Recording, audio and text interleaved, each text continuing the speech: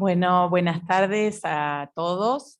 Les pedimos disculpas por la demora, estábamos con detalles técnicos, pero bueno, ya estamos las tres que tenemos que estar hoy en esta lindísima reunión. Realmente el tema me parece súper interesante a todos los que estamos en nutrición, a todos los que hacemos consultorio a diario. Y bueno, hoy nuestro tema es salud de la mujer en el climaterio. Y para esta mesa tengo el lujo, en esta reunión, de tenerla a Ana María, junto con Marina Torresani. Ellas van a hablar hoy si es inevitable el aumento de peso en la menopausia, de eso nos va a hablar la doctora Capelletti, y después nos va a hablar nutrición en la etapa de esta, justamente, etapa de la mujer difícil, Marina Torresani. Creo que son archiconocidas ambas, pero lo mismo las voy a presentar. La doctora Ana María Capelletti es médica especialista en endocrinología ginecológica y de la reproducción. Es graduada de la maestría en efectividad clínica en la Universidad de Buenos Aires. Es directora y docente de cursos de posgrado sobre obesidad en la Universidad de Favaloro. Ex secretaria de la Sociedad Argentina de Nutrición. Actualmente integra los grupos de trabajo en obesidad y en cirugía bariátrica, y es autora del Manual de Obesidad, Encrucijadas y Abordajes, escrito con la doctora Katz en Acadia 2017. Por otro lado, la doctora Marina Torresani es licenciada en nutrición, doctorada en el área de nutrición en la Universidad de Buenos Aires, es docente investigadora categoría 2, directora de la carrera de especialistas en nutrición clínica de la Facultad de Medicina de la UBA y coordinadora del área de nutrición de Maffei Centro Médico, especializado justamente en endocrinología. Certificada en estudios superiores de ética por la Facultad Latinoamericana de Ciencias Sociales y autora de varios libros y artículos de la especialidad. Y aparte les quería pasar a todos nuestro chivo, que justamente en nuestra sociedad comienza en el mes de mayo, justamente un curso dirigido también por la doctora Marina Torresani, sobre la mujer adulta, menopausia y nutrición. Así que bueno, esperamos contar con todos ustedes. Bueno, bienvenidas, y gracias. Ana, te dejo todo el micrófono para vos. Gracias, Vicky, por la presentación.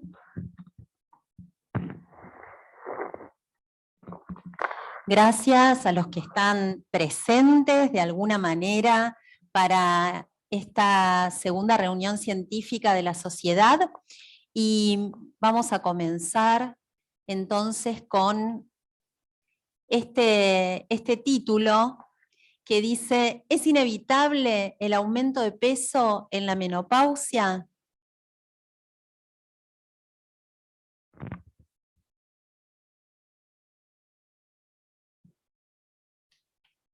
Bueno, para eso vamos a comenzar con algunos criterios centrales muy importantes. Cuando hablamos de envejecimiento, tenemos que pensar en un envejecimiento cronológico que tiene que ver con la edad, que puede o no ir de la mano del envejecimiento ovárico. Claro que, en sentido más amplio, las mujeres tenemos la edad en relación a cómo ha sido nuestra vida, la actividad física que hicimos, cómo comimos, cómo cuidamos de nuestra salud. Para eso también quiero que hagamos entre todos un repaso de este cuadro, que es una estadificación del proceso de envejecimiento reproductivo, que, como decíamos recién, no siempre tiene que ver con la edad de la mujer. Un grupo de expertos reconocidos de 5 países establecieron esta estadificación para comenzar a diferenciar distintas etapas. Ya en una etapa reproductiva tardía comienza a haber cambios que se manifiestan en el ciclo menstrual de las mujeres y que también se relacionan con cambios que se pueden ver en el laboratorio. La hormona antimülleriana, que es un marcador de la reserva ovárica, y también la inhibina B, que tiene que ver con el número de ovocitos, comienzan a disminuir aún en la etapa reproductiva. De manera variable se dan los cambios en la FSH, principalmente de las dos gonadotrofinas, FSH y LH, es la primera que comienza a aumentar. Esto puede suponer dificultades para el embarazo o para las técnicas de reproducción asistida en etapas donde todavía no se hace tan visible que comienza a haber un envejecimiento ovárico. Esta etapa va seguida de la llamada transición hacia la menopausia. Es una etapa muy compleja para las mujeres. Hablamos de la perimenopausia, que tiene una etapa más temprana y otra más tardía, la duración en la cual hay una verdadera tormenta hormonal. A veces las mujeres nos piden en la consulta, ¿no me puede hacer un laboratorio para ver si voy a dejar de menstruar dentro de poco o me falta mucho? Y la respuesta siempre es que el laboratorio es nada más que la foto en un determinado ciclo. Hay cambios que, por un lado, es la intensificación de estos cambios que habíamos señalado en las hormonas que podemos dosar. También en el ciclo menstrual hay cambios que en general tienen que ver con el acortamiento de los ciclos y con el aumento del flujo menstrual, aunque puede ser variable dependiendo de las mujeres. Como les decía, esta etapa tiene una duración variable, puede durar hasta 4 años, hasta que llega el día de la menopausia, y la menopausia es eso, no más que un día en la vida de la mujer. En la etapa de la posmenopausia también podemos diferenciar una etapa temprana y una tardía, donde los síntomas que se presentan también son diferentes. Los síntomas vasomotores, las oleadas de calor, se presentan de manera variable en las mujeres. De 4 mujeres, hay una que no tiene ningún síntoma. Hay una que tiene síntomas severos y hay 2 que van a tener síntomas moderados. A la mayoría esos síntomas les van a durar entre 6 meses y 2 años.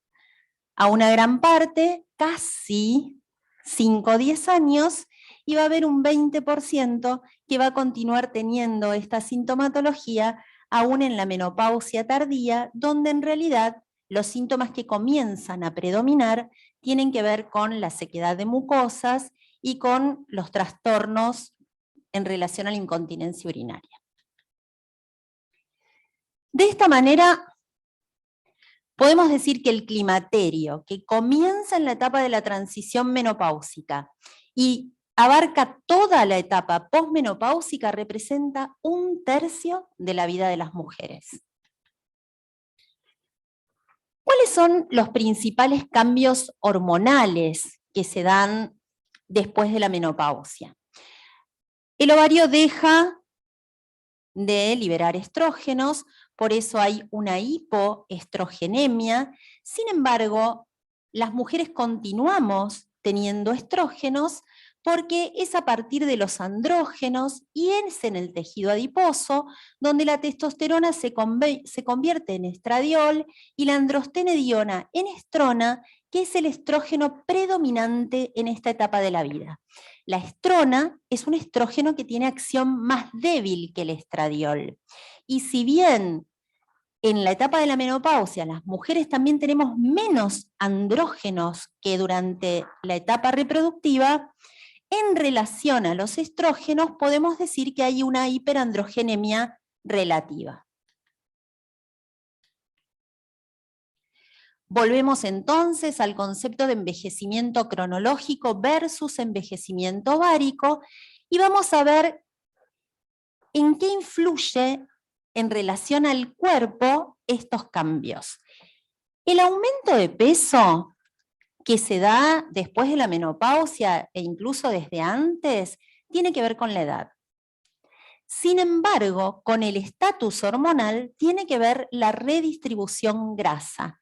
Las mujeres perdemos la distribución característica en la etapa fértil, que es a predominio de tejido adiposo femoroglúteo, para comenzar a tener más tejido adiposo en el área abdominal, ya sea subcutánea abdominal como en el área visceral. Esto va de la mano de un perfil metabólico desfavorable, es decir, las mujeres tenemos menos riesgo de enfermedad metabólica y cardiovascular que los hombres hasta que nuestros estrógenos comienzan a disminuir. También se relaciona con inflamación y aumento de riesgo cardiovascular. Les quiero mostrar un estudio, salió la presentación.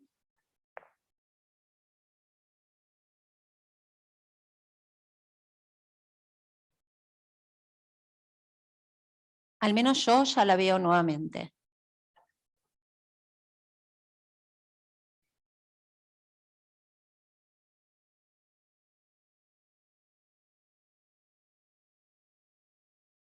Ahora sí, en el estudio SWAN participaron 543 mujeres perimenopáusicas y se las siguió por un periodo de 6 años alrededor de la menopausia. Se observó que aumentaron un 10% la masa grasa, un 6% la circunferencia de cintura y también tuvieron una menor, aunque real, pérdida de masa muscular esquelética cuando ajustaron por edad.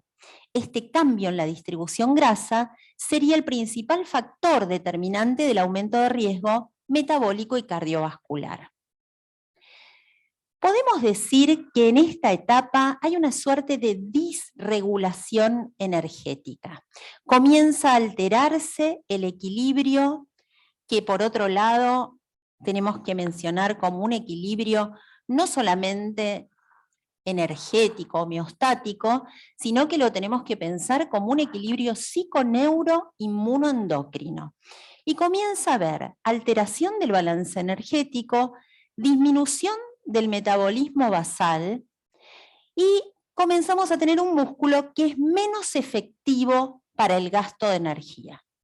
Nos vamos a detener en estas cuestiones y vamos a ver en detalle cuál es el impacto del déficit de estrógenos sobre los adipocitos y su metabolismo.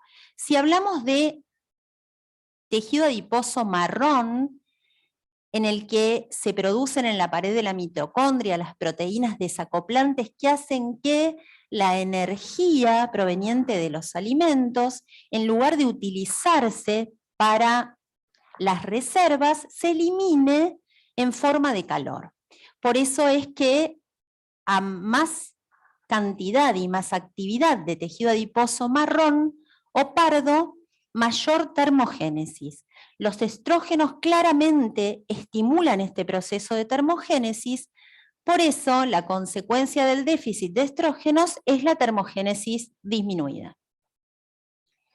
Por otro lado, a nivel del adipocito blanco, donde se producen los fenómenos de lipogénesis, es decir, de acumulación de grasa dentro de la célula adiposa, y de lipólisis, que es la hidrólisis de los triglicéridos, también el déficit de estrógenos resulta en una disminución de la lipólisis y en un aumento de la lipogénesis. Ustedes dicen que al llegar a la menopausia las mujeres vamos teniendo algunas cuestiones en contra o a favor del aumento de peso. Es así. No solo del aumento de peso, sino lo que tenemos que mirar con mayor atención es el aumento del riesgo de enfermedad metabólica y cardiovascular. Con el aumento de la edad y los cambios hormonales, hay menor diferenciación de las células stem cell, con lo cual hay menos cantidad de adipocitos jóvenes. ¿Y cuál es la característica de estos adipocitos jóvenes? Es que pueden guardar grasa como depósito, que es una función del tejido adiposo que cuando tenemos pocos adipocitos, ¿qué sucede? La grasa se sigue guardando, pero el adipocito empieza a aumentar de tamaño. Entonces, tenemos menos adipocitos jóvenes, tenemos más adipocitos con menos capacidad metabólica. Esos adipocitos jóvenes son los que en general van a estar en el tejido adiposo subcutáneo.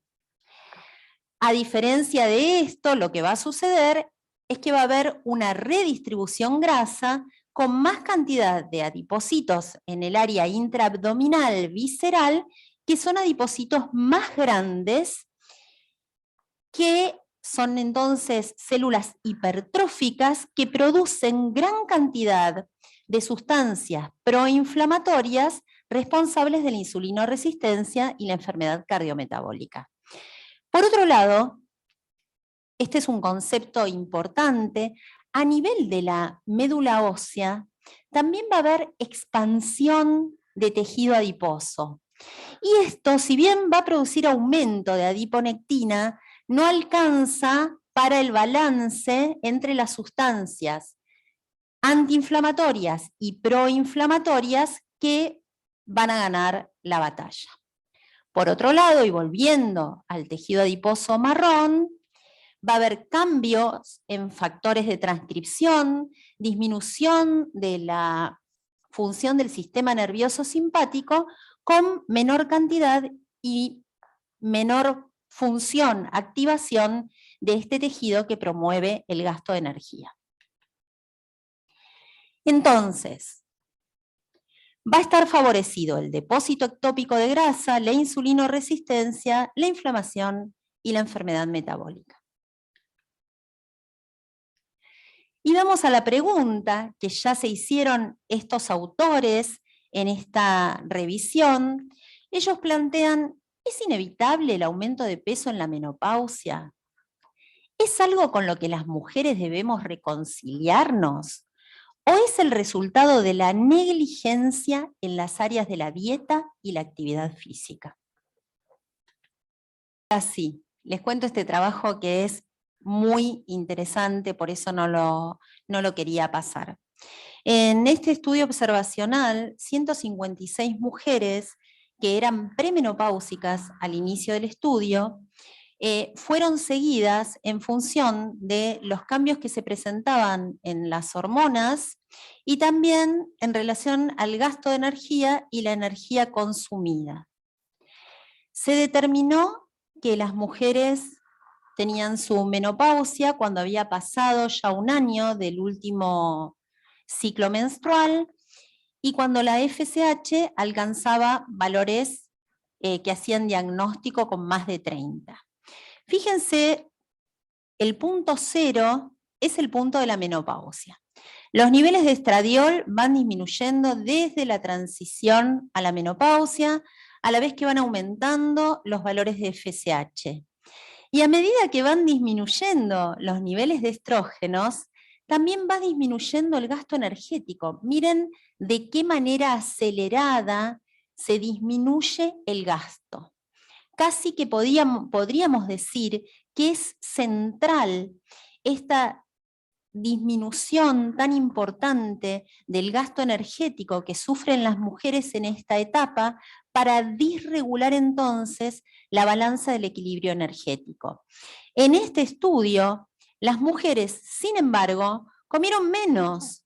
Fíjense que no aumentaron la ingesta de calorías. Sin embargo, cuando vemos qué pasó con el peso, fueron aumentando a partir de la transición menopáusica, principalmente aumentaron el porcentaje de grasa corporal, aumentaron el tejido adiposo subcutáneo, pero miren de qué manera exponencial aumentaron el tejido adiposo visceral. Las mujeres ganaron tejido adiposo subcutáneo con la edad, mientras que la menopausia se asoció con un aumento de la grasa corporal total y del tejido adiposo visceral, fue la conclusión de los autores de este trabajo. También les quería mostrar, miren la cantidad de receptores a estrógenos y progesterona que tenemos en el cerebro. Estos receptores están en múltiples áreas. Fíjense que están en áreas que regulan la conducta alimentaria, en áreas que regulan las emociones y en áreas que regulan la cognición y la toma de decisiones. Por eso es que el déficit de estrógenos, a partir de la transición menopáusica, también interviene en la afectación de la regulación del equilibrio energético. Vamos ahora al abordaje.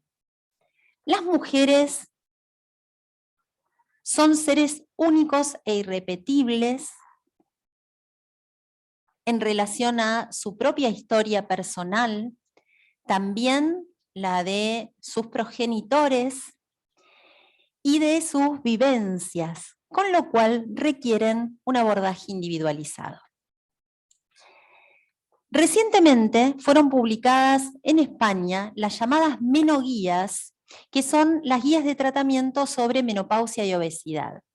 Y proponen el modo de diagnosticar la obesidad en la menopausia más allá del índice de masa corporal. No nos vamos a detener en esta slide.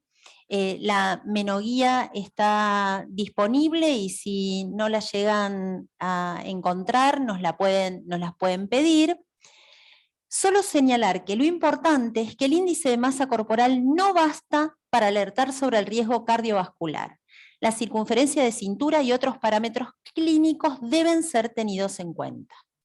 Y si somos más amplios todavía, muchos deben conocer el sistema de estadificación de la obesidad de Edmonton, donde no solo tenemos en cuenta las cuestiones médicas, sino que no tenemos que dejar de lado las cuestiones mentales, psicológicas, los aspectos psicológicos particulares de las mujeres que tienen obesidad y de las mujeres en la etapa de la posmenopausia. Y los trastornos funcionales a los que la obesidad se liga. A modo de resumen, señalamos que los factores que afectan la regulación energética son justamente esta disregulación con la disminución marcada del gasto de energía, pero también la historia del peso corporal. Los cambios cíclicos del peso ponen a las mujeres al llegar a esta etapa en peores condiciones para lograr el adelgazamiento. También, por supuesto, que influye el estado de ánimo depresivo o ansioso, la disconformidad con la imagen corporal y, por supuesto, la presión social y el estigma. Todos estos factores hacen a que esta etapa sea una etapa en la que se manifiesta dificultad para bajar de peso.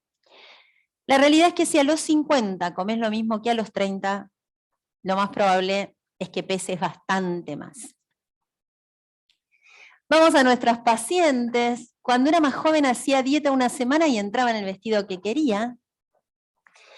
Cuando me propongo comer saludable, mi marido baja 5 kilos y yo bajo nada más que 1.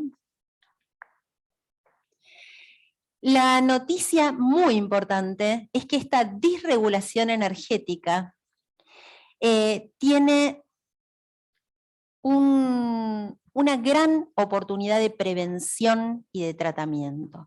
Les diría que más importante es aún la prevención, porque esta disminución en el gasto energético de reposo relacionada con la edad no se observa entre las mujeres que hacen ejercicio con regularidad.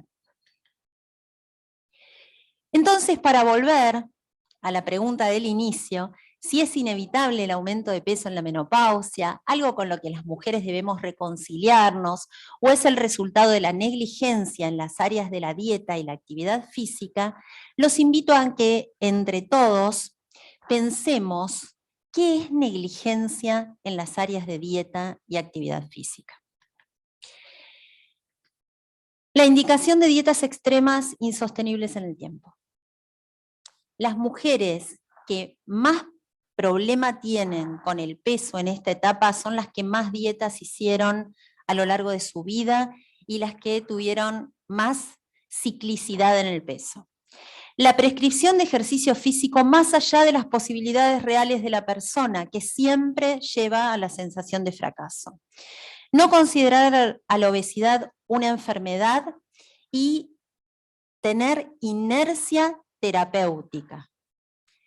Creencia de que los fracasos terapéuticos se deben a la falta de voluntad de las personas, y también hoy tenemos que decir que es negligente no considerar a la farmacoterapia antiobesidad como facilitador de la adherencia y de mejores resultados.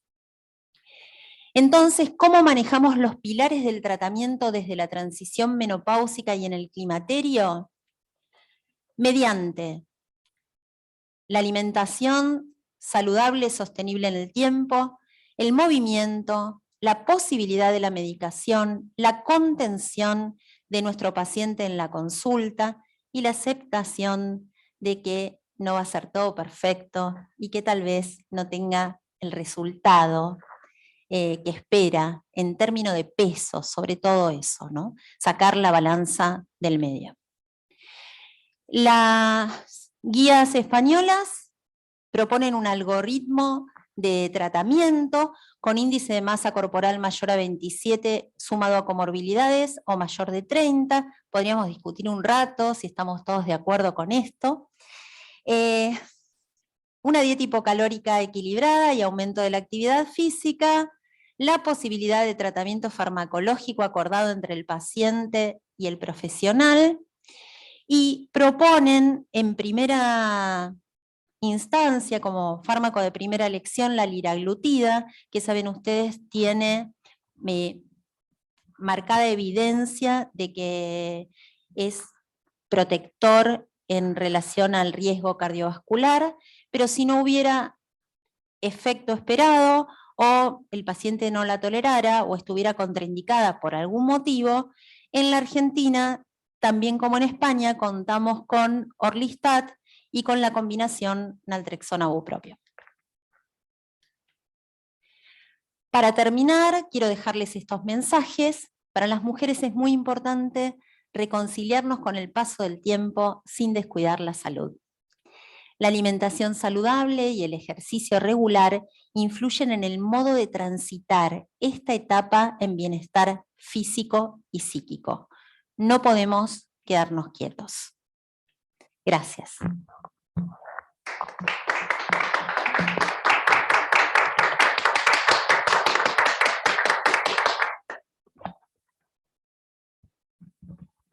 Bueno, muchas gracias.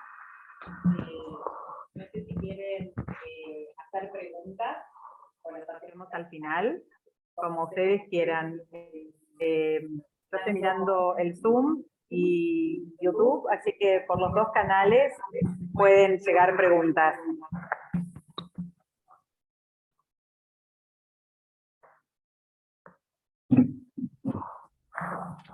Bueno, y yo te voy a preguntar. A tiempo rechazado. ¿Viste cuando la gente viene al consultorio y nos dice, bueno, es el momento, empiezo ahora, ¿en qué momento? O sea, me parece que un poco la respuesta la sé, pero para el público en general, ¿qué sería una buena preparación para esta etapa en la mujer? ¿Cuándo? ¿A qué edad? ¿Cuándo deberíamos empezar a comer mejor, a movernos más? Porque hay mucha gente que quiere solamente bajar calorías y no tanto aumentar el movimiento. ¿Qué nos diríamos?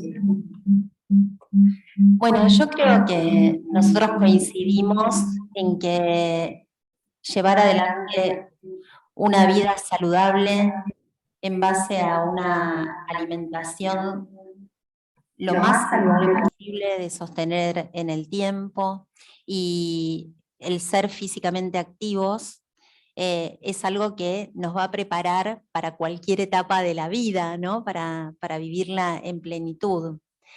Creo que cada vez hay un poco más de conciencia de que terminamos siendo viejos mucho más tiempo que antes. Y la realidad es que lo que no se hizo de actividad física en edades tempranas, no es que se recupera más adelante.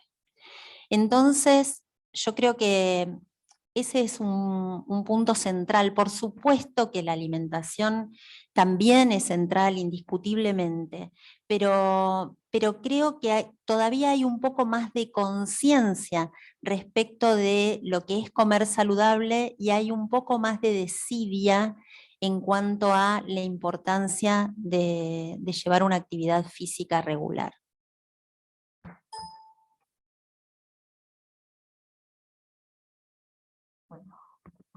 Muchas gracias, Ana. No hay preguntas en el chat. Empezamos con vos, Marina.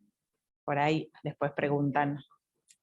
Gracias, Ana. Excelente tu disertación.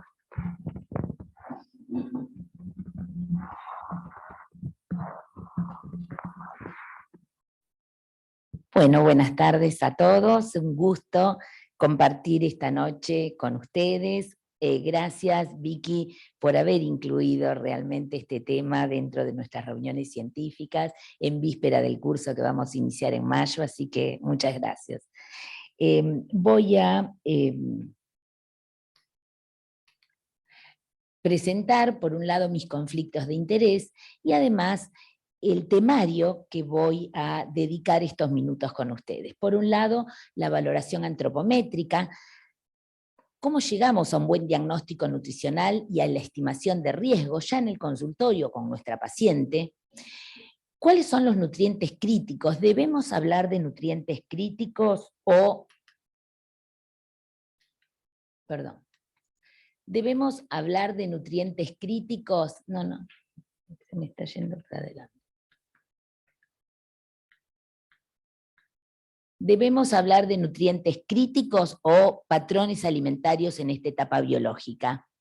Y también el último punto, si son necesarios los suplementos nutricionales. Para dedicarnos al primer punto, la valoración antropométrica, el diagnóstico nutricional, la estimación de riesgo, lo primero que tenemos que hacer es llevar a cabo una buena y completa historia clínica en la mujer en estos momentos. Y lo vamos a hacer a través del método SOAP. Porque justamente este método, posicionado en la década de los 60, nos permite reunir todos los conceptos fundamentales que no se nos deben escapar en esta etapa. Por un lado, los datos subjetivos, o sea, aquellos datos referidos por la mujer. Y acá es clave y es fundamental que nosotros practiquemos la escucha activa y ver lo que siente, lo que le pasa, eso que nos cuenta la paciente y lo que la aqueja, y muchas veces es el motivo de consulta. Que como bien decía Ana, y como bien dice nuestro título de esta disertación, es justamente la mujer por lo que viene es por ese aumento de peso, por esa modificación con respecto a los años anteriores a la menopausia. Es uno de los motivos más frecuentes de la consulta.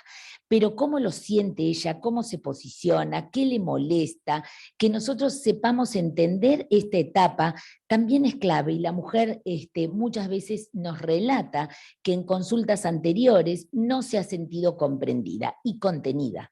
Entonces, ese enfoque subjetivo que inicia este método SOA para hacer nuestra historia clínica es clave y es fundamental. Luego van a venir nuestros datos objetivos, todo lo específico que nosotros vamos a ir midiendo, valorando, recolectando dentro de la consulta. Entonces acá vamos a analizar variables críticas. Podríamos analizar muchísimas variables, pero hay algunas que no se nos deben escapar. Entonces acá empezamos a analizar peso actual de la paciente, pero peso habitual también. Talla actual de la paciente, pero también talla habitual. Tanto el peso habitual como la talla habitual son variables referidas, validadas, que tienen significación para poder utilizarlas, y en esta época que hemos atravesado de pandemia han sido de muchísima utilidad, y a pesar de que en general las mujeres sobreestimamos la talla y subestimamos el peso, esa variación no ha sido significativa con respecto a los valores habituales, por lo cual hay distintos trabajos que aseveran que podemos utilizarlas con total tranquilidad.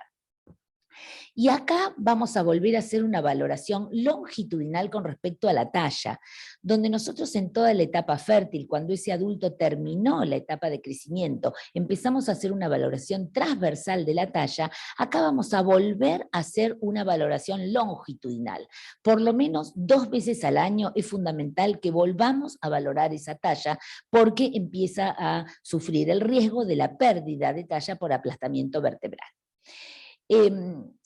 ¿Qué otras variables críticas vamos a utilizar en este momento? Vamos a medir y a valorar lo que es la circunferencia de la cintura, vamos a valorar la grasa abdominovisceral, vamos a valorar su ingesta alimentaria y vamos a valorar también los fenotipos y la conducta alimentaria, claves en esta etapa porque hay algunas alteraciones a nivel de la sensorialidad y la aceptabilidad de alimentos. Una vez que completemos nuestra historia clínica lo más posible, vamos a llegar a un análisis, es decir, vamos a ver en función a esa ingesta alimentaria, en función a esa valoración antropométrica y en función al estilo de vida relatado por la paciente, qué análisis de composición del lugar y qué diagnóstico nutricional definitivo vamos a hacer, siempre sumando lo que es la estimación de los riesgos cardiometabólicos. Justamente necesitamos hacer la estimación de riesgos cardiometabólicos para hacer esta prevención oportuna que decía Ana recién. Y por último, una vez que llegamos a ese diagnóstico bien completo, vamos a hacer nuestro plan de acción para justamente también, como bien decía Ana recién, no quedarnos quietas, actuar. Entonces, en función a esto, ¿qué indicaciones vamos a seguir? Es fundamental que en esa historia clínica quede plasmado qué conducta se va a seguir. Hoy día, la historia clínica siempre ha sido un documento legal, pero hoy día cada vez más nos están solicitando un resumen de historia clínica, o porque nuestra paciente se va a vivir al exterior y necesita la historia clínica, o porque hay un cambio de cobertura de salud y necesito un resumen de historia clínica. En fin, por distintos motivos, cada vez se nos pide con más asiduidad este instrumento de legalidad. Entonces, tenemos que confeccionarlo bien y lo más completo posible. Y siempre después de dar indicaciones, vamos a tratar de dar sugerencias para esta etapa para que justamente le resulte posible a nuestra paciente llevarlas a cabo a estas indicaciones. Cuando pensamos en la valoración antropométrica, tenemos que estar atentos a este paradigma de la obesidad, donde no todas las personas que tienen el mismo índice de masa corporal van a presentar el mismo perfil metabólico. Y a su vez, no todas las personas que presentan algún grado de obesidad van a tener el mismo pronóstico. Acá es donde entonces se posiciona desde el año 2009, pero después a partir de ahí se ha seguido trabajando el concepto de fenotipos metabólicamente discordantes. Entonces prestemos atención a dos grandes grupos que se nos van a presentar. Por un lado, aquellas mujeres que presentan algún grado de obesidad, pero se denominan metabólicamente sanas porque tienen el contenido de la grasa visceral en rangos de normalidad. Pero por el otro lado, aquellas pacientes que tienen grado de normopeso respecto al índice de masa corporal, pero se diagnostican como metabólicamente enfermas por tener un contenido aumentado o alterado de la grasa visceral. Este grupo particularmente es el que corremos el riesgo de que haya un infradiagnóstico de todo lo que es la enfermedad cardiometabólica, solapado bajo este fenotipo de normopeso. Por eso es fundamental que el peso pase a otro orden y que el índice de masa corporal también pase a otro orden. Entonces, si pensamos en cuáles son los objetivos que vamos a perseguir en la composición corporal, por un lado podría ser disminución de un 5 o un 10% del peso total, porque sabemos que ya con una diferenciación de estos porcentajes va a haber un cambio un descenso en los riesgos cardiometabólicos. Una disminución del índice de masa corporal a menor a 27, si es que nuestra paciente está por encima de este valor, porque es a partir de 27 donde empiezan a aumentar significativamente la asociación con marcadores cardiometabólicos. Una disminución del perímetro de la cintura a menor a 88, y fíjense que no hablamos de 80, sino de 88, porque en un consenso latinoamericano hecho en aproximadamente 5.000 mujeres en las principales regiones metropolitanas de Latinoamérica, en el año 2012 se consensuó que era en el punto 88 donde se correlacionaba con estos marcadores inflamatorios con riesgo cardiometabólico aumentado. Por eso es que en esta etapa no sería adecuado considerar 80 centímetros. Obviamente que acá es la individualidad. Si nosotros nos encontramos con una mujer que tenía o que tiene actualmente 82 centímetros de cintura, sí, claro, nos vamos a poner como propósito que baje a menor 80. Pero el punto es cuando tenemos pacientes que tienen muy aumentado ese rango, esa valoración, esa medición, entonces tenemos que buscar un punto de corte que sea posible de llegar y que esté correlacionado desde el punto de vista de la evidencia con el riesgo de cardiometabólico, de alteración de enfermedades. También podemos buscar como objetivo mejorar la relación cintura-talla, que este es un indicador excelentísimo a menor de 0,50 para independientemente de la edad, del sexo, de la etapa biológica, siempre con el mismo punto de corte. Y fíjense que en nuestras pacientes es sumamente importante. ¿Por qué? Porque está relacionando dos variables que se modifican sustancialmente. Por un lado, la medición de la cintura y por el otro lado la pérdida de la talla. Entonces este es un marcador, a mi entender, bien práctico y bien útil para usar en la consulta. Por el otro lado, disminuir la grasa visceral a menor a 9 y preservar o restituir la masa muscular y la fuerza muscular, clave para sobre todo prevenir todo lo que va a ser la sarcopenia, la obesidad sarcopénica y la estabilidad a futuro en los próximos años que le van a quedar por vivir de ahora en más. Sabemos que la disminución del peso corporal mejora la sensibilidad a la insulina, reduce la cantidad de ácidos grasos liberados por los adipocitos y en última instancia necesitamos esta modificación justamente cuando está alterada esta relación cintura-talla, cuando está llevado a cabo esta localización de la grasa abdomino-visceral, para no justamente aumentar el proceso de insulinoresistencia.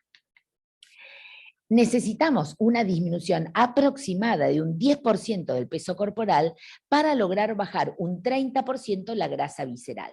Por eso es que cuando nosotros pensamos, pero si estamos en ese fenotipo metabólicamente discordante, que tiene un índice de masa corporal normal, ¿por qué necesitamos que baje de peso? Necesitamos hacer una restricción calórica justamente para bajar la grasa visceral, si es que esa grasa visceral se encuentra aumentada, por supuesto. Y cuando pensamos en valorar esa grasa visceral, fíjense acá, hay distintos métodos para valorarlo, la prueba, el gold estándar, la prueba DEXA, pero que justamente por el alto costo no lo podemos hacer asiduamente, hasta inclusive nos cuesta para hacerlo a nivel de investigación. Lo más sensible que utilizamos es los aparatos de última generación de bioimpedancia bioeléctrica y los modelos que justamente incorporan la medición de la grasa visceral como vemos en esta paciente. Fíjense, en esta paciente tenemos un normopeso, una masa muscular muy bajita, está en el límite inferior de la normalidad, con un leve exceso de la grasa total. De esa grasa total tenemos una localización troncal y un aumento de la grasa visceral. Se encuentra en 12. Y esta valoración de la grasa visceral, nosotros tenemos que tener en cuenta que se necesita que esté por debajo de 9 como valor máximo, para que se encuentre en el rango de normalidad. Aumentado, levemente aumentado cuando está entre 100 y 160, y alto cuando está más de 160. Por eso el aparato de bioimpedancia nos va a marcar como límite 9, justamente para que se encuentre dentro de este rango de normalidad. Y sabemos lo importante que es disminuir este parámetro por esta distribución de anormalidad de los adipocitos en cuanto a ese riesgo cardiometabólico.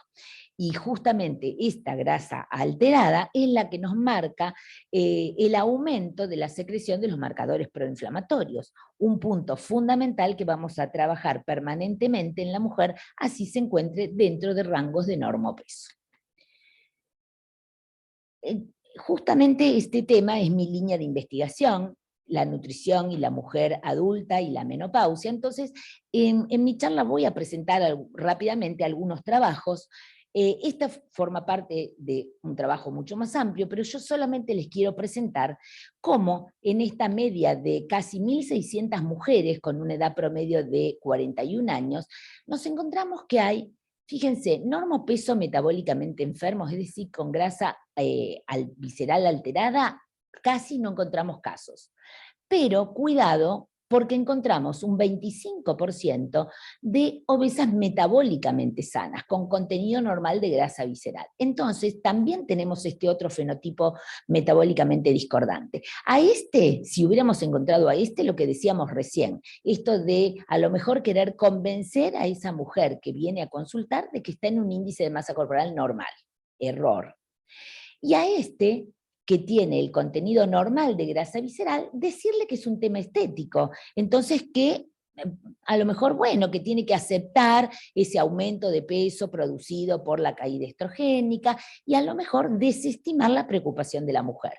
Fíjense que la cuarta parte de las mujeres presentaron este fenotipo, que también es discordante y que es necesario valorar y prestar atención para ocuparnos oportunamente. También vamos a hacer la valoración de la salud muscular.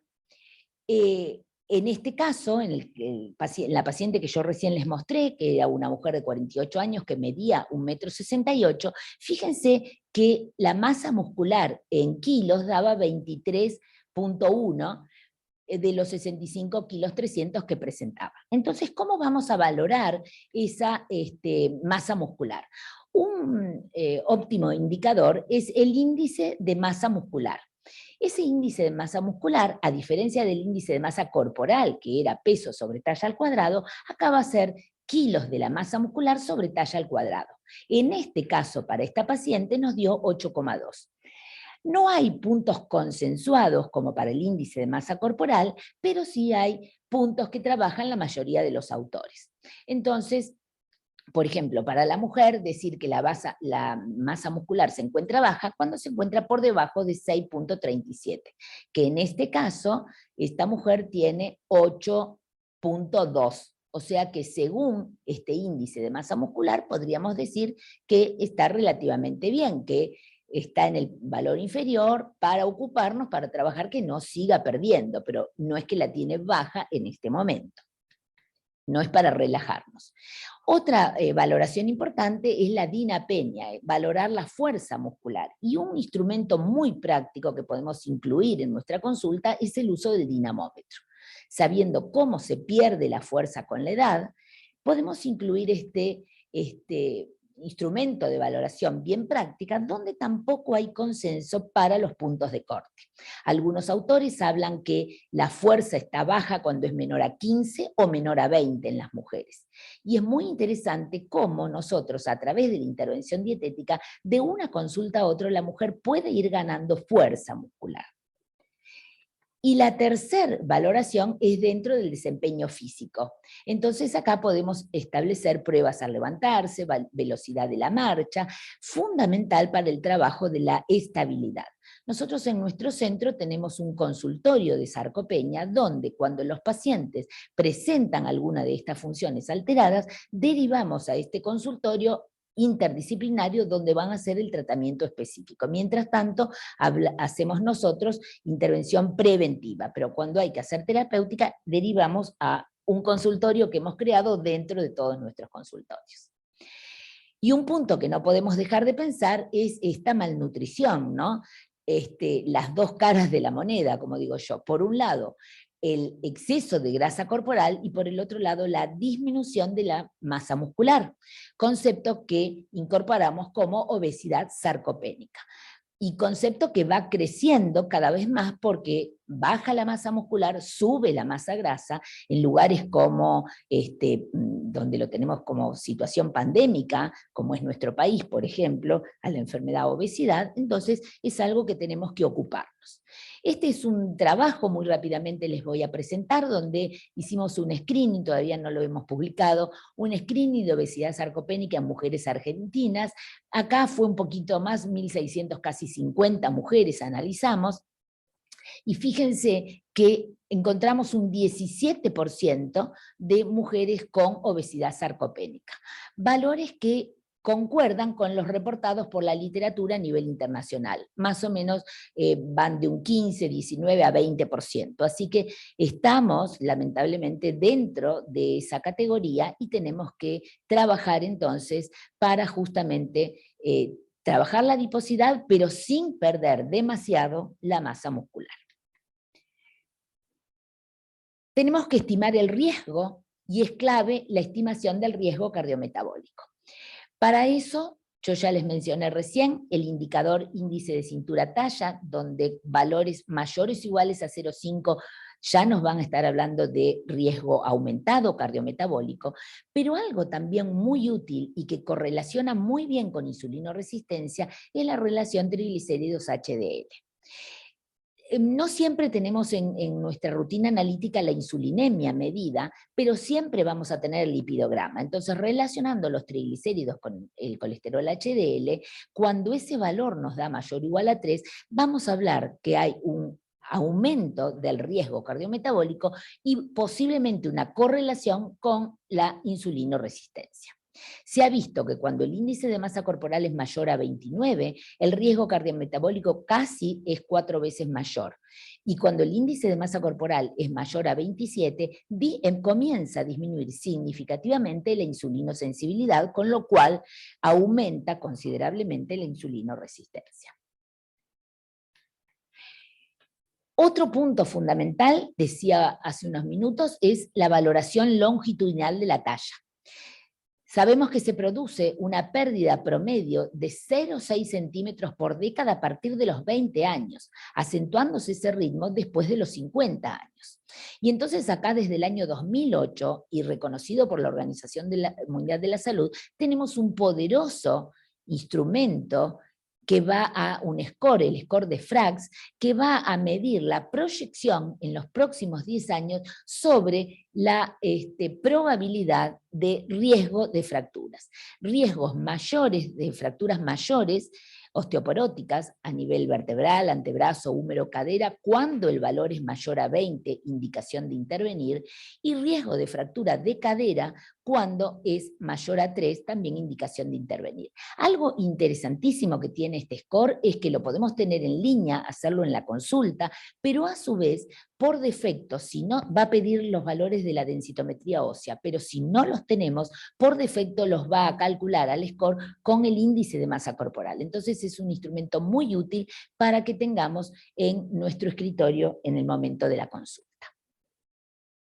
Y vamos a considerar riesgo cuando la pérdida de talla, o sea, independientemente del Frax, cuando la pérdida de talla es mayor a 2,5 a 3 centímetros en esta etapa biológica.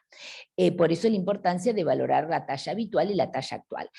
La pérdida de talla, el Frax mide riesgo de fracturas. La pérdida de talla va a valorar riesgo de fracturas a nivel vertebral, ¿no? Entonces también es importante el posicionamiento, la actividad física y actividad física de postura sobre todo, porque fíjense en esta gráfica cómo muchas veces el aumento de la cintura se hace una por lo que vimos recién, la localización de grasa abdominovisceral, pero también por este aplastamiento vertebral y por la compensación que hace la fuerza de la gravedad para lograr la cifosis y la lordosis. Entonces ahí es donde tenemos que trabajar todo lo postural y es útil en esta etapa.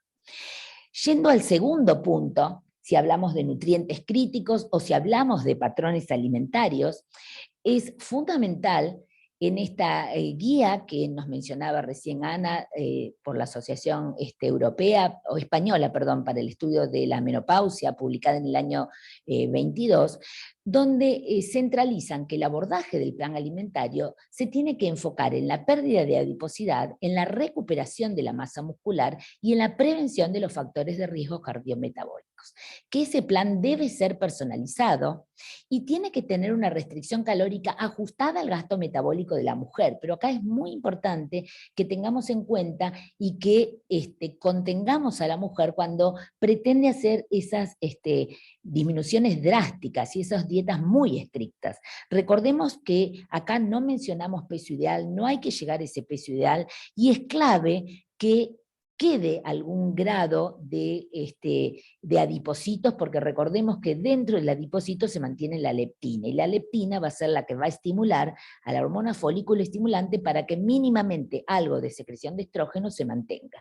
Así que debemos ser muy cuidadosos con las restricciones drásticas calóricas por este motivo, y a su vez cuando hacemos esas restricciones drásticas vamos a perder en proporción más masa muscular que masa grasa, que justamente es lo que no buscamos en este momento.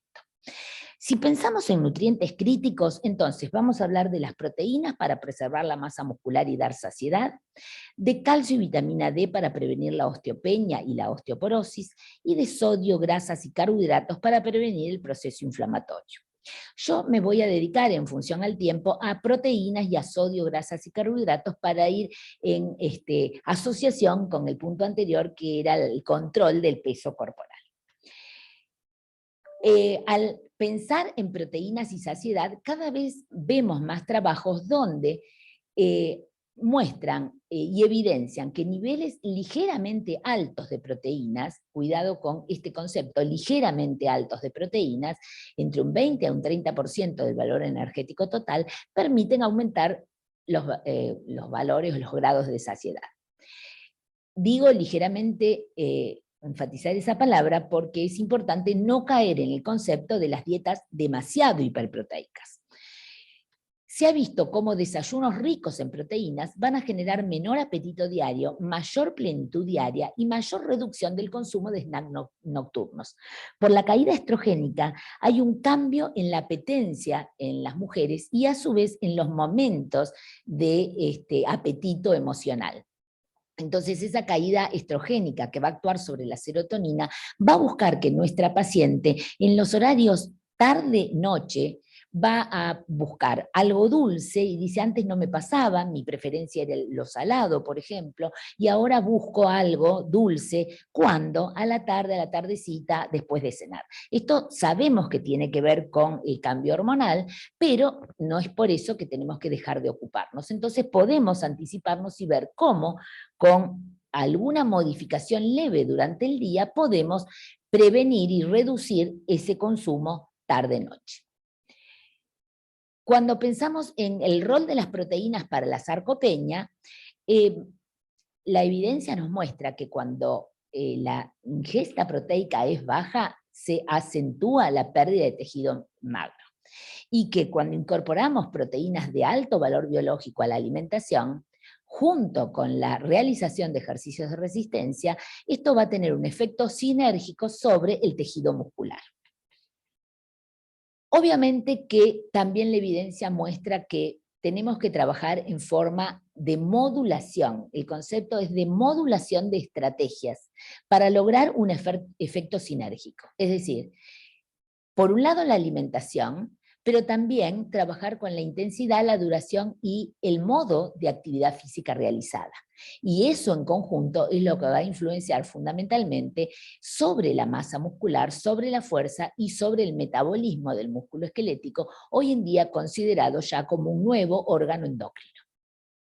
Pero hay recomendaciones muy actuales donde aparecen nuevos modelos alimentarios que también comienzan a ser modelos sustentables, podríamos decir, que respetan el planeta y saludables para una población presente, futura, donde nosotros mucho vemos que llegan a la consulta mujeres, lo veíamos en adolescentes, pero ahora también vemos en esta etapa mujeres que incursionan en un tipo de plan alimentario como son vegetarianos, flexitarianos, lacto-vegetarianos en sus distintas formas.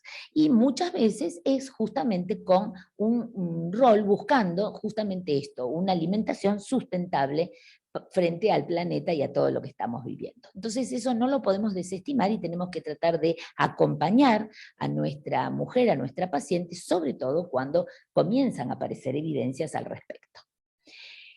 Si pensamos en el manejo de carbohidratos y grasas como nutrientes críticos, sabemos que los carbohidratos simples o refinados van a actuar aumentando el hiperinsulinismo, los grados de obesidad y el riesgo de diabetes, prediabetes y diabetes tipo 2. Pero si pensamos en los carbohidratos complejos, entonces esto va a tener un menor riesgo metabólico, un mejor control del peso corporal si manejamos el intercambio energético y una protección cardiovascular. Es importante el concepto de la carga glucémica sobre la glucosa postprandial. Recordemos que esa localización de grasa a nivel abdominovisceral, estamos hablando que aumenta el riesgo cardiometabólico y no solamente el riesgo cardiovascular, es decir, ¿cuál sería la diferencia básicamente? El riesgo cardiometabólico engloba al riesgo cardiovascular y suma el riesgo de diabetes tipo 2. Por eso es la importancia de trabajar sobre esta carga glucémica y cómo a su vez las altas cargas glucémicas actúan sobre el apetito incrementado, que nuestra paciente como decíamos recién, va a venir manifestando que presenta ese hambre hedónico acentuado en determinados momentos del día. Respecto a las grasas, es fundamental que tengamos en cuenta todo lo que sea grasa oculta, sobre todo en formas de preparación y en muchísimos productos prelistos que hoy día tenemos en el mercado. Sabemos que la combinación de grasa, sal y carbohidratos es la combinación casi irresistible para aumentar la palatabilidad en la alimentación. Observemos cómo un mismo alimento preparado distinto, distintos tipos de corte y cocido distinto, ¿sí? Cómo va aumentando la palatabilidad hasta llegar a ser un alimento como un snack irresistible donde tiene esta combinación de grasas, sal y carbohidratos. A esta combinación es lo que se ha denominado alimentos hiperpalatables. Trabajado desde hace muy poquitos años en Estados Unidos, donde han valorado dentro de todos los alimentos disponibles, aproximadamente 7.000 alimentos valoraron, productos alimenticios en el mercado, para ver cómo clasificaban en función a 3 categorías que habla el artículo sobre la clasificación de alimentos hiperpalatables. Y más del 60% de esos alimentos disponibles en el mercado eran hiperpalatables. Quiere decir que van a actuar como una bomba explosiva sobre este hecho de la sensorialidad y quiero más, quiero más, quiero más. Por eso es importantísimo que también enseñemos a valorar y a detectar dónde se encuentra esta grasa oculta y esta combinación explosiva sobre el sistema endocannabinoide, sería en última instancia. Acá les quiero presentar muy rápidamente un trabajo que hicimos sobre el desayuno hiperproteico versus un normoproteico en mujeres adultas. Valoramos a 60 mujeres y lo interesante de este trabajo es que el mismo grupo de mujeres actuaron como casos y como controles, para evitar sesgos metodológicos. El estudio duró 6 días, donde en los 3 primeros días dimos un desayuno normoproteico con 7 gramos de proteínas y con una relación proteínas-carbohidratos de 0,13. Una relación muy baja donde no se consigue palatabilidad, no se consigue saciedad y se incrementa la insulinoresistencia. En los 3 días posteriores se dio un desayuno hiperproteico. Acá tenemos la composición aproximada de estos 2 desayunos, con 41 gramos de proteínas y con una relación proteínas-carbohidratos de 3,72. Lo interesante a tener en cuenta que cuando yo hago la adaptación de un desayuno normoproteico a uno hiperproteico, debo conservar o disminuir, pero nunca aumentar, el aporte energético de ese desayuno. Entonces lo que vimos en este trabajo es que al medir la saciedad postprandial percibida cada hora, a partir de los 30 minutos de ingerida hasta las 4 horas, hubo una diferencia significativa entre el desayuno hiperproteico respecto al normoproteico. Y luego evaluamos la ingesta al libitum en las horas posteriores y ahí no hubo diferencias significativas. Esto nos llevó a concluir que las proteínas presentaban un efecto proteico de la saciedad a corto plazo. Y cuando nosotros trabajamos esa relación proteínas y carbohidratos, es que estamos siguiendo a Ludwig, endocrinólogo pediátrico, que desde el año 99, fíjense, ya estaba postulando que una relación proteínas-carbohidratos cercana a 0,75, cercana, no necesariamente igual, disminuye en las próximas 4 horas de ingeridas aproximadamente un 50% la insulinemia. Si nosotros pensamos en cualquier desayuno nuestro habitual, estamos en una relación aproximadamente que no superamos el 0,20. Entonces fíjense cómo con combinación de alimentos o con alimentos únicos que reúnen esta característica podemos modificar ese desayuno y buscar ese efecto de saciedad a corto plazo. Tenemos que pensar más allá de nutrientes críticos en planes alimentarios, en perfiles alimentarios, que nos van a permitir cambiar los hábitos y modificar las conductas alimentarias que pueden estar alteradas en esta población, reducir las calorías con respecto a las necesidades energéticas de las pacientes, pero sin caer en esta reducción drástica, como decíamos, y hacer una selección adecuada de alimentos para obtener saciedad y saciación y para prevenir la aparición de las enfermedades no transmisibles. Todo esto en conjunto es mucho más criterioso y saludable que pensar en nutrientes en forma aislada. Entonces, acá es donde vamos a combinar todas las estrategias. Contener a nuestra paciente, hacer esa escucha activa, hacer ese plan alimentario personalizado, modulando siempre con la actividad física y, como recién nos explicaba Ana, la posibilidad del uso de fármacos. No esperar, como me pasó la semana pasada, a una paciente que ella misma solita vino a pedir alguna ayuda. Que seamos nosotros los profesionales que le tratemos de ofertar las distintas estrategias para que ella esté mejor y para que justamente el manejo de esta transición menopáusica esté centrado en la persona, en lo que a ella le pasa. Vamos a proporcionar herramientas prácticas para desarrollar patrones de alimentación saludables, en lugar de centrarnos en macronutrientes, micronutrientes o alimentos o preparaciones alimenticias individuales. Y en este sentido, pensando en planes o en patrones saludables, se sigue posicionando la alimentación mediterránea, la alimentación basada en planta y la alimentación estilo DASH en las 3 mejores patrones alimentarios saludables, justamente para prevenir, fíjense, con una alta evidencia, para prevenir este riesgo cardiometabólico. Se ha visto a través de una revisión sistémica y de un metaanálisis cómo el seguimiento de una dieta mediterránea en mujeres adultas se asoció con un 24% menos de enfermedad cardiovascular, un 23% menos de muerte por cualquier causa y un 25% menos de riesgo cardiovascular, con los distintos componentes que sabemos que presenta el plan de dieta mediterránea. Ahora, también sabemos que como todo, se rankean y aparecen ranking, y también en esto, en los patrones alimentarios, aparecen en su 12ª edición, hace 12 años, que esta revista viene publicando los rankings de los distintos patrones saludables para el control del peso corporal y del riesgo cardiometabólico.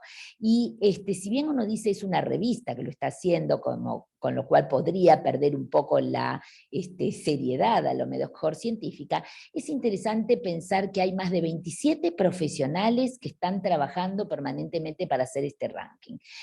Periodistas clasificados como científicos, pero también expertos interdisciplinarios, médicos, especialistas en nutrición, endocrinólogos, licenciados en nutrición, donde en forma conjunta trabajan para hacer el ranking de estos planes alimentarios. Por 12ª vez consecutiva sale la dieta DASH y la dieta mediterránea en primer lugar, con un empate, fíjense, técnico en este caso. A veces sale en primer lugar la dieta mediterránea, en segundo la dieta DASH, pero en el año 22 ha salido con un empate técnico en los distintos puntajes. De 1 a 5 establecen los puntajes y fíjense en qué alto puntaje lo tenemos. En tercer lugar ha salido la alimentación flexitariana, que también años anteriores, ediciones anteriores, salía en tercer lugar. Entonces, cuidado con desestimar a estas mujeres que vienen pidiendo incorporarse en este tipo de alimentación, porque una alimentación lacto-vegetariana con un consumo esporádico de carnes termina siendo un plan alimentario ideal para esta etapa biológica. Y yendo al tercer punto, si son necesarios los suplementos nutricionales, obviamente que para pensar en esa prevención oportuna tenemos que ir pensando en una incorporación de distintas estrategias en forma escalonada. En principio, cambios en el estilo de vida, luego vamos a hacer esta alimentación específica, personalizada, vamos a ver si necesitamos incorporar alimentos funcionales y también la suplementación. Pensando en esta suplementación, hay evidencia en la suplementación de omega 3 para disminuir el proceso inflamatorio. Y esta evidencia ha marcado que una suplementación de 4 gramos al día de EPA y DHA en personas con hipercolesterolemia familiar ha demostrado reducir los niveles de triglicéridos y los de colesterol LDL. Y la Asociación de Hipertensión Americana indica que 2 a 4 gramos por día de esta suplementación sería un valor adecuado para disminuir los niveles de triglicéridos. Ahora, cuando nosotros pensamos en el momento práctico de llevarlo a cabo, tenemos que pensar que la cantidad que adjudiquemos para la suplementación va a depender de justamente esa dosis utilizada, esa duración de la suplementación, el tipo de ácido graso que utilicemos, y en función a estas 3 variables es que vamos a elegir para darle a nuestra paciente. Sin olvidarnos las distintas posibilidades o variaciones de conversión que tiene el ALA y el EPA. Se necesitan 10 ALA, fíjense, para convertir un EPA. Entonces, de ahí es que cuando muchas veces nuestra paciente elige este suplemento en las góndolas por el precio, y nosotros tenemos que hacerle la advertencia que cuando el origen es vegetal, va a necesitar el doble aproximadamente, mientras que si el origen es animal, con una cápsula por día va a cubrir la recomendación. Acá necesitamos 2. Hacerle esa modificación o esa observación, pero después cualquiera de las 2 podría ser útil y válida para suplementación. También pensar en la suplementación proteica. Cada vez más vemos mujeres con muy baja masa muscular. Cómo se va perdiendo cuando hacemos la valoración longitudinal, pero también vemos en forma transversal, y lamentablemente no sabemos cómo estaba antes, ¿no es cierto? Entonces, empezar oportunamente a indicar suplementación proteica. Obviamente que sería ideal hacerlo con la alimentación, pero cada vez hoy día tenemos más limitantes con los alimentos proteicos de alto valor biológico. ¿Sí? Estamos en el año récord histórico de menor consumo de carnes en el país, por ejemplo. Entonces, no siempre va a ser tan fácil indicarle que consuma una porción de carne mínimamente por día. Entonces, los suplementos proteicos ricos en proteínas de aproximadamente 20 a 25 gramos por comida, o también 0,25 a 0,30 gramos de proteínas por kilo de peso por comida, combinados con los ejercicios de resistencia, por lo menos 2 veces por semana, van a reducir la pérdida de masa muscular relacionada con la edad. En una revisión sistémica que se ha hecho, ha mostrado que interesa la calidad y la cantidad proteica, pero que no hay específicamente algo que sea mejor a otro. En esta revisión sistémica de por lo menos 13 trabajos que se han analizado, el modo de aportar proteínas en esas revisiones es muy variable. Se pueden dar diariamente 2 a 3 tomas tras el ejercicio, con una frecuencia de 3 a 5 sesiones por semana, en cantidades que oscilan entre los 20 y los 45 días, y los aminoácidos esenciales rondan los 9 gramos aproximadamente por día. Lo que sí en otros trabajos hemos visto, como cuando aportamos la suplementación proteica, en las 4 horas alrededor de las 4 horas de que se va a llevar a cabo el ejercicio, es donde mejor se optimizaría la construcción de la masa muscular para llegar a lo que es el umbral de esa masa muscular. Así que es importante fijar el horario de la actividad física y en función a eso, yo lo que hago es la comida anterior y la comida posterior tiene que tener el aporte proteico, con alimentos o con suplementos si no llega. También una de las consultas que nos hacen a repetición es qué pasa con la suplementación de isoflavonas, sobre todo para la sintomatología que se presenta en esta etapa de transición menopáusica. Una de las sintomatologías que más molesta a la mujer es la presencia de los bochornos o los sofocos. Entonces, con la importancia que ha adquirido cada vez más las isoflavonas como suplementos y que posicionadas en el año 88 ya como un alimento saludable a la proteína de soja por este aporte de isoflavonas, y en el año 2001 por el control de lípidos para el colesterol, con una recomendación de 25 gramos aproximadamente por día para controlar los niveles de colesterol, es importante en este momento que analicemos las evidencias que hay para disminuir la sintomatología. ¿Qué es importante tener en cuenta? Que las isoflavonas se encuentran en la proteína de soja. Entonces, en todo lo que sea derivado de soja que no es proteína, vamos a suponer brotes de soja, aceite de soja, muchos productos tienen aceite de soja, no vamos a encontrar isoflavonas. Entonces, eso debería ser desestimable.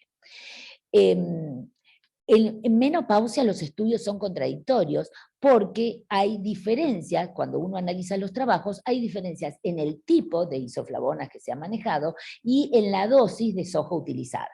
Entonces, no hay una metodología estandarizada para, en forma consensuada, decir si mejora sustancialmente la sintomatología y los bochornos. Nosotros hemos hecho un trabajo al respecto, es en una muestra chiquita, en este caso, que son 67 mujeres aproximadamente, y fíjense que en este grupo de mujeres hemos encontrado significativamente cómo aumenta la prevalencia de sofocos posmenopausia, y medimos el consumo de isoflavonas, tanto en alimentos fuentes como en fuentes más suplementos, y con respecto a recomendaciones, el aporte es bajo. La recomendación mínima para trabajar sobre los bochornos debería ser no menos de 40 miligramos por día, y ni siquiera con suplementos en promedio llegamos. Cuando hicimos el trabajo de correlación y asociamos los sofocos con las distintas variables, nos encontramos que los sofocos se asociaron con el índice de masa corporal, con la circunferencia de la cintura y con la ganancia de peso durante esta etapa. Con lo cual, esto puede ser un buen motivo de motivación, valga la redundancia, justamente para controlar ese peso corporal, que esta mujer se sienta mejor con esa sintomatología que presenta. Y si bien las personas que presentaron bochornos y que tenían una ingesta adecuada de isoflavonas presentaron un riesgo 0,88 menor de presentar esos sofocos, no hubo diferencia significativa con las personas que no tenían el consumo adecuado.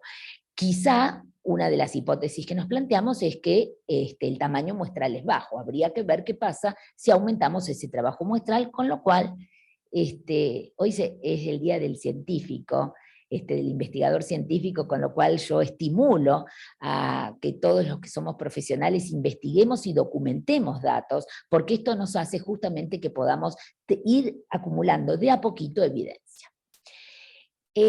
Para ir terminando, suplementación de probióticos para la sintomatología también. Y una de las sintomatologías bastante frecuente, por lo menos en un 25% de las mujeres, pero totalmente solapada porque no la relatan, entonces acá en la escucha activa y con preguntas activadoras debemos buscarla, es la incontinencia urinaria y las infecciones bacterianas a nivel vaginal. Y acá se ha visto cómo el uso de probióticos, justamente en combinación, siempre en combinación con fármacos antimicrobianos, han alterado positivamente la microbiota vaginal y previenen esas infecciones vaginales y urinarias en las mujeres posmenopáusicas. Entonces, esa suplementación, ya sea por vía oral o vaginal, va a permitir establecer concentraciones normales de lactobacilos a nivel de la microbiota intestinal, el pH se reduce y la adhesión de las bacterias patógenas, por ende, disminuye.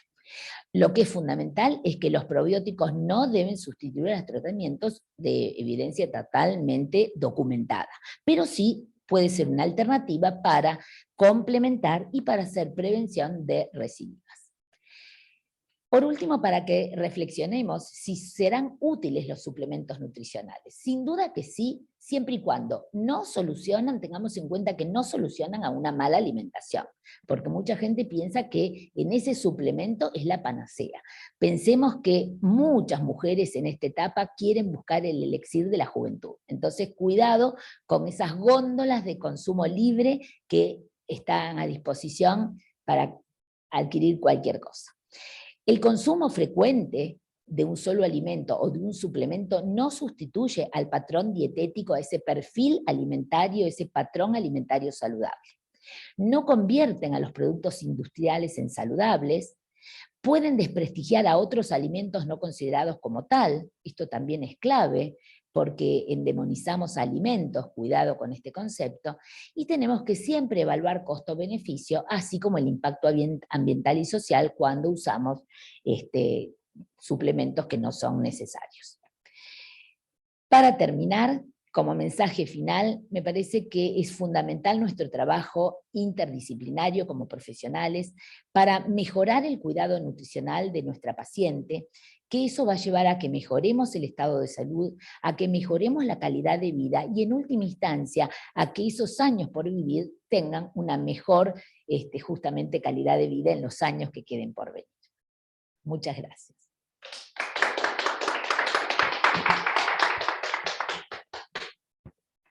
Excelente. Hay un montón de preguntas ahora.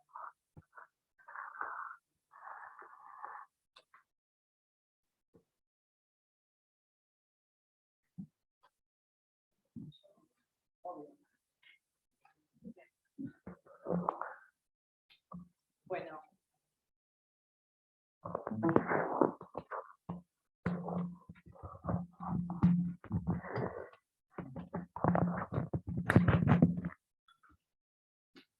Bueno, excelente las dos. Hay felicitaciones en el chat, en el YouTube, por todos lados. Alumnas que has tenido, Marina, que es un placer volver a escucharte. Bueno, a vos, Ana, dos genias, se repite en ambos lados. Bueno, y ahora una pregunta de la doctora que está acá presente. Marina, ¿querés el micrófono? Sí, se escucha. Bueno, excelente las dos disertaciones. Muy contenta de estar acá, presente. Te quería preguntar a Marina sobre la línea de investigación que hablaste al principio, las pacientes que no se escuchan las preguntas que están diciendo acá en el chat. Perdón, Marina. Empiezo de vuelta. Bueno, contenta de estar acá presente, excelentes las dos disertaciones. Quería preguntarle a Marina por la línea de investigación que hablaste al principio de las pacientes discordantes. Había un 0,1% de pacientes normopeso con obesidad visceral, y quería saber, en la práctica, ¿esas pacientes normopeso se les pudo efectuar la restricción calórica? Y si se pudo efectuar la restricción calórica, ¿se pudo revertir esa grasa visceral que tenían? Sí, muy interesante tu pregunta. Tenemos esta línea de investigación la venimos realizando desde el año 2008, son proyectos SUBACIT en la Universidad de Buenos Aires, y cada 2 años vamos incorporando nuevos objetivos. O sea, esta línea justamente pertenece a uno de esos objetivos del proyecto. Entonces, y los vamos encadenando a los próximos proyectos. Entonces, los seguimos a lo largo del año. Justamente, en principio, es necesario recordar que ese valor tan bajo es un sesgo. ¿Por qué? Porque nosotros somos un consultorio de endocrinología donde la mujer viene a consultar por la problemática. Entonces es fundamental, y eso está como una limitación del trabajo justamente. Como que es una muestra sesgada. pero eso no quita que no hemos actuado. Y revertimos justamente la grasa abdominovisceral mediante, lo valoramos a través de la impedanciometría, lo vamos monitoreando, y la revertimos a través de la combinación de la actividad física con la alimentación. Tenemos 2 trabajos donde hemos observado que si hacemos solamente alimentación restrictiva, moderada pero restrictiva al fin, la paciente baja de peso y no modifica la grasa visceral. Cuando está combinada la asociación de ejercicio aeróbico, ¿sí?, con los 150 minutos semanales, con la restricción calórica, recién ahí se modifica la grasa visceral. ¿Sí? Y tenemos otro trabajo que está relacionado donde la modificación de la cintura es por 1 centímetro de cintura, 1 kilo de peso, o al revés, por 1 kilo, 1 centímetro. Hay correlación casi 1 a 1. No sé si está contestada la pregunta. Bueno, ahora preguntas para ambas. Empiezo por Ana. En YouTube pregunta un doctor, liraglutida, ¿hasta cuándo se puede consumir o inyectar? ¿No? O sea, ¿cuánto tiempo? Es una de las preguntas. Y la otra pregunta es, a las pacientes que se les indica terapia hormonal con estrógenos, si afecta en esto algo los cambios en el peso y a su vez en la masa muscular. Bueno, voy a responder a la primera pregunta. En principio, tenemos que pensar al tratamiento de la obesidad como un continuo. Y si el paciente mejora la adherencia y la medicación resulta efectiva, esto lo medimos si a las 12 semanas de tratamiento en las dosis óptimas indicadas logró un descenso del 5%, no está indicada la suspensión del fármaco, sino que debe continuarse. Ahora, los pilares del tratamiento de la obesidad son varios. Tenemos la alimentación, la actividad física, la medicación es un pilar más y la contención de la paciente es otro. Entonces, si hay un cambio importante en el estilo de vida y, por ejemplo, una paciente que no hacía ninguna actividad física se convierte en maratonista, siempre lo digo de esta manera, como para reflejarlo en un extremo, ahí tal vez podemos pensar en que la medicación en ese momento no fuera necesaria. Lo mismo si de pronto baja el nivel de estrés o se convierte en budista. Entonces, mientras no se modifiquen... Disculpen, tenemos problemas de conexión desde acá de la sala, nos quedamos sin internet, así que estamos ahora usando teléfonos para llegar a ustedes. Y bueno, nos quedaron preguntas para Marina, así que le voy a preguntar, realmente hubo muchísimas preguntas por los 2 canales, y te voy a empezar. ¿Escuchan ustedes los que están en el público? ¿Sí? ¿Se escucha bien? Sí, dicen que sí. Muchas gracias. ¿Qué recomendás como suplementación en los casos ovo-lácteo vegetarianos o que por gusto prefieran menor consumo de carnes? Sigo, porque hay muchos de proteínas. ¿Cuántos kilogramos de proteína sugerido? Y si el colágeno lo sumamos a la cantidad diaria. Otra pregunta es, yo creo que vos fuiste muy completa y a estas preguntas las fuiste contestando, porque también, por ejemplo, te preguntan con qué método se recomienda valorar la grasa visceral, que vos lo dijiste en tu ponencia, qué probióticos recomendarías, y otra de las cosas que te preguntan es si la suplementación proteica va ligada solo a casos que realizan actividad física. Y un chivo que no sé si vos lo podés pasar o no, ¿qué suplementos proteicos son los más recomendados? Otra persona, hay una señora que pregunta muchas cosas sobre tu trabajo, si desayunaron café, cuántas horas de ayuno tenían, que a lo mejor a esa persona le deberíamos dar tu mail para que vos le digas cómo fue tu investigación. Es Luisa Becar Varela en el canal de YouTube. Y ¿qué tipos de proteínas es mejor? También te preguntas si suero de leche, soja, caseinato de calcio. proteínas de colágeno hidrolizado.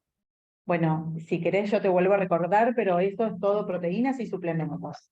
¿Qué recomendás, María? Bueno, voy a intentar, a ver si puedo hacer una síntesis. En principio, para esta persona que esté interesado en detalles del trabajo, decirle que en mi página www.nutrimed.com.ar están todos los trabajos de nuestra línea de investigación clasificados por temas y por proyectos, así que lo puede encontrar ahí tranquilamente. Luego, las revisiones hechas en cuanto a la suplementación proteica hablan de la variedad de combinación de proteínas de alto valor biológico. Y para aquellas personas que son lacto-vegetarianas, a lo mejor tener que tener cuidado con hacer una buena complementación proteica, enseñarle a nuestra paciente a que complemente bien las proteínas. En verdad, en el lacto-vegetariano no tenemos demasiado problema, porque es muy parecido, hasta inclusive tenemos la clara de huevo como proteína óptima, mejor incluso que la carne. O sea que en el lacto-vegetariano no tenemos ningún problema. El problema mayor sería en los veganos. Y ahí lo que tenemos que hacer es una complementación, enseñar complementación proteica para obtener una mejor utilización proteica neta de los aminoácidos esenciales, ¿no? La combinación de lo que le falta a uno con lo que tiene más otro. Entonces ahí haríamos esa complementación.